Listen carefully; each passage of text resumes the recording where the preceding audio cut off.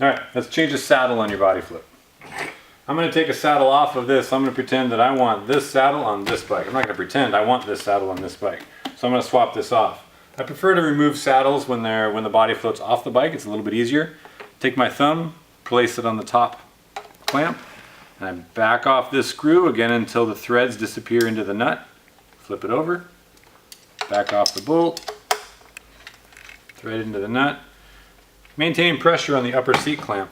Just going to let it hang. Take it off. There's my saddle that I'm going to add.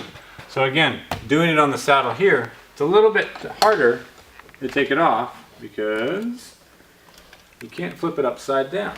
Does that make it too hard to do? Absolutely not. It's still pretty simple.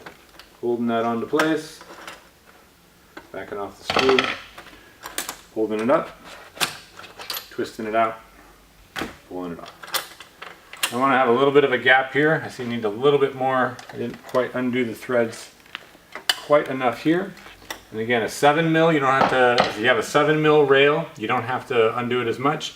A 9mm rail, like the carbon rails, you might have to take these nuts off in order to get the seat rail in. Here's my saddle, set it onto there, slide it into place, drop it on. That is as simple as it gets. When you tighten these up, make sure the angled washers are correctly aligned. You want the skinny end on the outside, the fat end on the inside.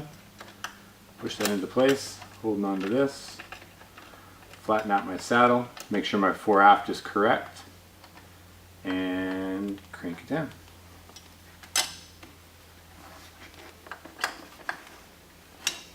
That's putting it on the bike.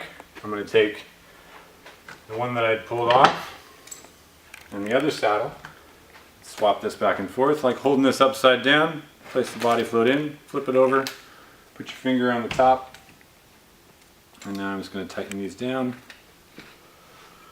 Boom. Boom.